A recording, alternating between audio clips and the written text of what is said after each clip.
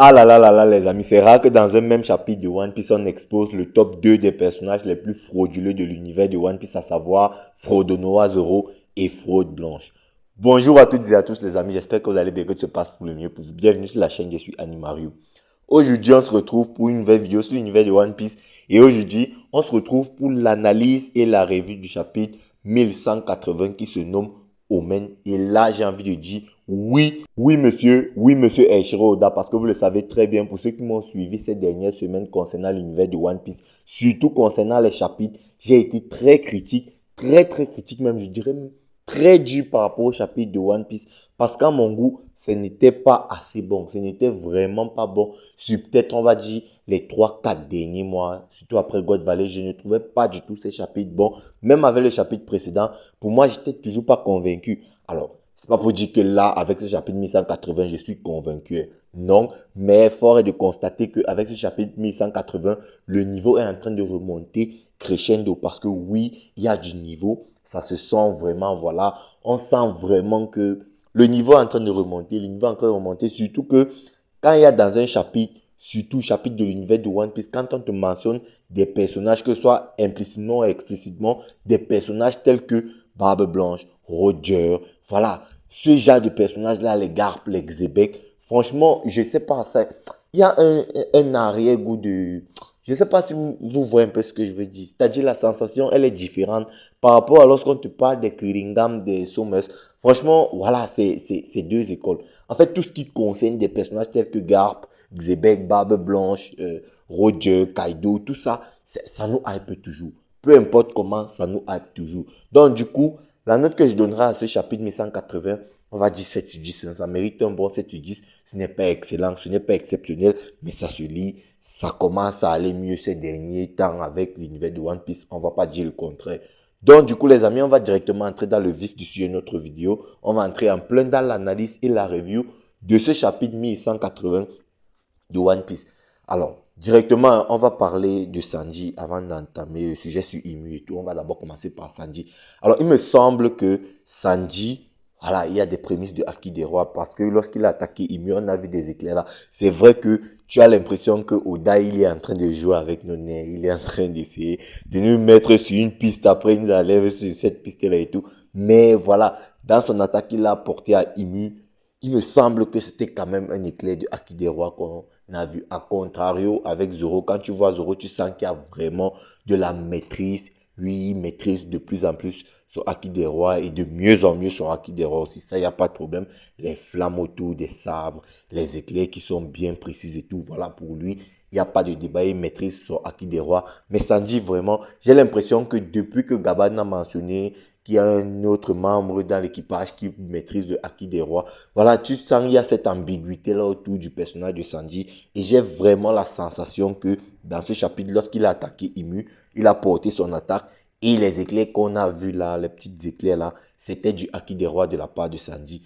Après, voilà, on pouvait s'en douter hein, que les personnages ont mis Loki, Luffy et Gaban qui allaient s'attaquer à Imu en premier. Ça allait forcément être les deux ailes du futur roi des pirates, à savoir Zoro et Sanji. Bon, je dis futur aile du roi des pirates, bien que je ne pense pas que Luffy sera roi des pirates, pardon. Moi, je pense que ce sera Baggy, mais bref, c'est un autre débat. Du coup, voilà, on pouvait vraiment s'en douter que ce soit eux qui allaient s'attaquer directement à Imu. En tout cas, parmi les premiers à s'attaquer à Imu, on pouvait aussi s'en douter que voilà, Jinbe n'allait toujours rien faire et tout. Parce que moi, m'attarder sur Jinbe, ça commence à être saoulant. Mais il y a vraiment un accent mis, il y a vraiment, tu sens vraiment de la part de Eiichiro Oda une volonté de nous montrer que Jinbe est vraiment en dessous de Zoro et Sanji. Maintenant, parlons un peu de Néron. Parlons un peu de Nerona Imu. Bon, je vais pas vous mentir, hein. Vous allez dire je fais la fine bouche et tout, mais en vrai de vrai, je suis pas encore convaincu par le personnage de Imu.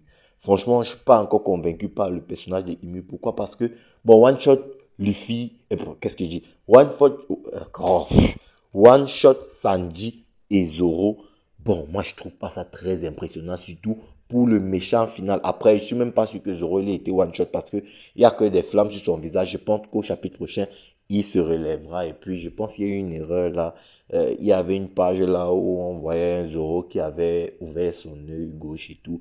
Bon, je pense que dans le chapitre, ça a été corrigé. Mais bref, bon, je disais donc tantôt que One Shot, Zoro et Sanji, surtout pour un méchant final, moi, ça ne me paraît pas aussi impressionnant que ça. Donc déjà, en ce qui concerne la puissance, je ne suis pas super impressionné par Imu.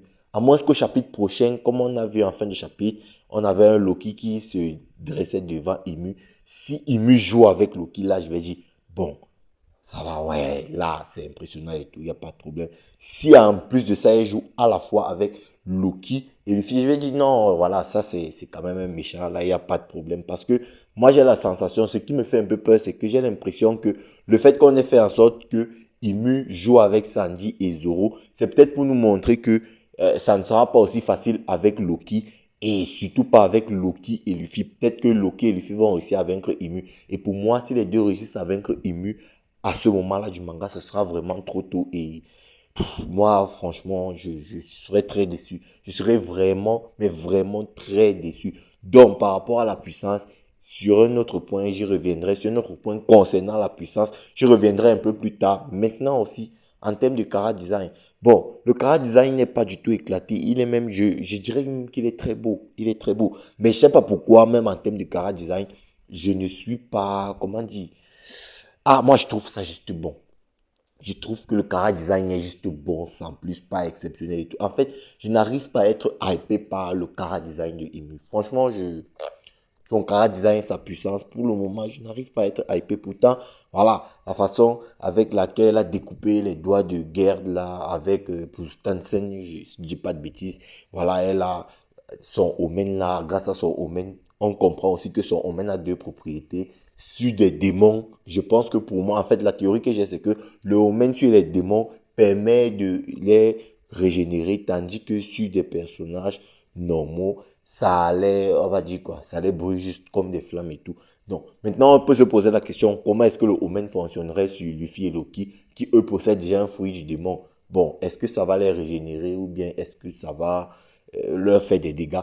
Bon, ça c'est une autre question, mais on a vu Imu régénérer son meilleur Sekulingam et normalement libérer Genko. Sa puissance de frappe, elle est monstrueuse. Elle a soufflé son Omen sur Zoro. Basta. Et voilà, elle a frappé Sanji de son pied. Sanji, au passage, qui a une meilleure prestation face à Imu que Zoro, parce que Sanji, lui, au moins, il s'est pris un coup de pied induit de Haki des Rois. Là où Zoro s'est pris juste une flamme qu'on a soufflé. Bon, ça, ce n'était qu'un détail. Donc, du coup, je disais que en termes de chara design, je ne suis pas très hypé par Emu. Moi, je sais pas pour vous, hein. C'est bon, mais je n'arrive pas. Tu vois, vous voyez, par exemple, un exemple simple.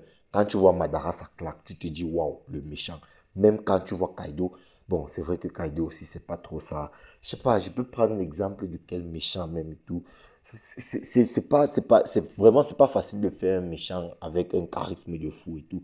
Parce que à chaque fois qu'Emu apparaît aussi, on peut remarquer qu'il y a une musique et tout. Bon, ça, voilà, peut-être que c'est pour faire le contraste avec Nika. On n'a pas plus d'informations sur son fruit du démon, mais je pense que, encore une fois, son fruit du démon n'est pas genré. Il est à la fois Logia par Messia et Zoan. Son chara design, il est exceptionnel. Il ressemble beaucoup à Ine. Et au passage, c'est un homme, ça se confirme. Voilà, il a vraiment, c'est assez difficile de théoriser sur Imu. Maintenant, j'aimerais parler de Scooper Gaban. Parce que là, les gars, pour moi, ça, c'est l'attraction de ce chapitre. Je vous ai dit en début de vidéo que c'est rare que dans un même chapitre, on expose fraude Noah, Zoro et fraude blanche. Pourquoi je le disais? Eh bien, c'est parce que Gaban nous a dit ceci. Il n'a jamais senti un tel acquis des rois. Même sur God Valley, ce n'était pas pareil. Donc, ce qui sous-entend que, ce qui signifie que bah, la référence avant Imu en termes de acquis des rois pour Scooper Gaban qui a pourtant vu Fraude Blanche et Goat Roger secouer les palmiers sur une certaine île, qui a pourtant vu Loki détruire Harald, qui a pourtant vu Harald se battre. Pour lui, la référence, bah, c'était God Valley. Les gars, écoutez quand je vous parle. Écoutez quand je vous parle. Je vous ai dit, vous sous-estimez. En fait, je sais pas. C'est-à-dire, il a vu les Shanks se battre. Il a vu les Loki, les Harald, les Barbes Blanches et tout ça. Voilà. Il les a tous vus se battre. Mais pour lui, avant, il met la référence en termes de acquis des rois. c'est sur God Valley. Et la plus grande démonstration de Haki des Rois sur God Valley, c'était quoi? Bah, c'était le Infinitum de Garp couplé au Kubutsushino Ace de Roger. Les gars, quand je parle, écoutez, il y en a qui ont un manga, ils ne savent pas lire et tout. Barbe Blanche Prime, d'accord, qui ne sont pas son Prime sur God Valley ou pas. Mais moi, je vous ai dit, le niveau que Garp et Roger ont affiché sur God Valley, c'est un niveau très difficilement atteignable. Les deux personnages ont fait couler une île. Je ne sais pas si vous comprenez, les gars. Barbe Blanche n'a pas le niveau de ni Garp ni Roger sur God Valley. Mais vous ne voulez pas comprendre. Et vous faites... Aujourd'hui, on va dire que je suis un hater de Barbe Blanche. Pourtant, de base, c'est un personnage que j'aime. Mais je n'aime pas les personnages comme Max pour rien. C'est venu nous dire, oh, à son prime, il est... Non, non, non. Lâchez ça, les gars. Apprenez à lire un manga. Ça nous a été dit, on nous a dit que la Trinité, Garp, Roger et Xebec, bah, c'était les goats de leur ère. C'est pas un débat, les mecs. C'est pas un débat. Peut-être que Roger n'était pas, peut-être que quand on dit que Roger n'était pas son prime sur God Valley, c'est peut-être pas le prime en termes de puissance, peut-être le prime en termes de grand pirate. Qu'est-ce qu'on en sait? Qu'est-ce qu'on en sait? Parce que le niveau que Garp et Roger ont montré sur God Valley, au point où Gaban, après tout ce qu'il a vu dans sa vie en termes d'utilisation du Haki des Rois, il est encore choqué. Donc ce qu'il a le plus marqué, c'est l'utilisation du Haki des Rois qui a été faite sur God Valley. Mais frérot, rendez-vous compte du niveau. Rendez-vous compte du niveau. Que ce soit Loki, Harald, Barbe Blanche, ils sont en dessous de Garp et Roger God Valley. Je le dis depuis un moment, écoutez les mecs. Écoutez, c'est un manga, il faut le lire. Vraiment, des personnages puissants, Gaban en a vu et côtoyé. Il en a vraiment vu et côtoyé les Luffy, les Kaido, les Big Mom. Vraiment, il les a côtoyés. Mais il a été marqué, c'est-à-dire dans sa peau, par l'utilisation du Haki des Rois qu'il a vu sur God Valley. C'est pas anodin, les gars. Un manga, il faut comprendre ce que l'auteur essaie de faire transmettre derrière. Et puis, moi, je parlais. En fait, quand je parle, on me prend pour un con. Vraiment, on me prend pour un con. Je vous avais dit que Xebec a un niveau qui se rapproche potentiellement de celui de Joy Boy. En tout cas, Xebec domine Reversi. On m'a dit non, là et tout. Voilà encore Gaban qui nous dit que le Haki des Rois qu'il voit de Imu, bah, il le compare directement à ce qu'il avait vu sur God Valley. Bah, indirectement, tu vas directement passer à Xebec Domi Reversi. Parce que Xebec Domi Reversi, c'était l'antagoniste de God Valley et lui, le Haki des Rois et tout ça. Forcément, tu vas y penser. Peut-être qu'il n'était pas aussi fort que Joy Boy ou Imu, mais il avait un niveau qui s'en rapprochait fortement. Et ça remonte encore plus le statement de Garp et Roger. Je ne sais pas si vous comprenez. Parce qu'on peut directement comparer même les actions de Roxy Xebec sur God Valley. Après, autre parenthèse, moi je trouve vraiment, parce que je disais que je ne suis pas encore convaincu par Imu, mais vraiment, je trouve que Xebec, lorsqu'il était Domi Reversi, il était plus impressionnant que Imu là maintenant. Parce que c'est Imu te coupe les doigts de guerre et voilà, one shot Zoro et Sanji. Il n'y a pas de problème. Après, encore une fois, je ne suis même pas sûr que Zoro est one shot. Mais où est-ce que je vais en venir? C'est que Xebec, lui, quand il était Domi Reversi, il a posé les bases. Kaido, foum, one shot. Big Mom, one shot. Barbe Blanche, one shot. Vous ne voulez pas l'accepter, c'est votre problème. Il y a un manga, il faut le lire.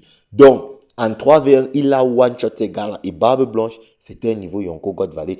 Big Mom, elle aussi, potentiel niveau Yonko sur God Valley. Et Kaido, potentiel niveau YC1. Mais il les a one shot. Et là, il me bon. Stansen, Get, Zoro, Sanji. Ouais, c'est bon, mais voilà. Ça reste encore très limité. Et puis, la vitesse de Xebec sous Domi Reversi, elle est comparable quand même à celle de Imula. Parce que Xebec sous Domi Reversi, il arrivait quand même à surprendre des personnages tels que Kaido, tels que Big Mom. Eux, ils ne voyaient pas leur coup arriver. Pourtant, ils avaient déjà un certain niveau. Oh là, bon, ce n'est que Zoro Sanji, ce n'est que Stansen, ce n'est que Gert. C'est pas super impressionnant en fait. Je sais pas si vous voyez ce que je veux dire. C'est pas super impressionnant. Pour que Imu remonte dans mon estime, franchement, il faut qu'il fasse un vrai boulot à Luffy et Loki. Genre, on va nous dire que bon, c'est peut-être potentiellement à cause du fait que, bon, il a craché du sort auparavant, c'est ça qui l'a freiné et puis il n'a pas pu finir le travail. Là, je vais dire oui. Parce que pour le moment, même si, voilà, c'est bon, mais c'est pas encore impressionnant. Moi, c'est pas encore assez impressionnant. Par contre, Loki, vraiment, il remonte encore plus dans mon estime. C'est-à-dire, il entre encore plus dans mon estime. Juste le fait de défendre son père. Harald n'était pas ton serviteur et tout. C'était mon père et tout. Voilà, je vais te faire payer. Non, Loki, GOAT. GOAT tous les jours. Bref, les amis, la vidéo est arrivée à son thème. J'espère qu'elle vous aura plu. N'hésitez pas à me dire ce que vous en pensez en commentaire. Check la vidéo à l'écran. Like, c'est si elle t'a plu, partage. Et puis nous, On va se dire ciao pour une prochaine vidéo. Portez-vous bien sur Animarium. Peace, c'est bro. After.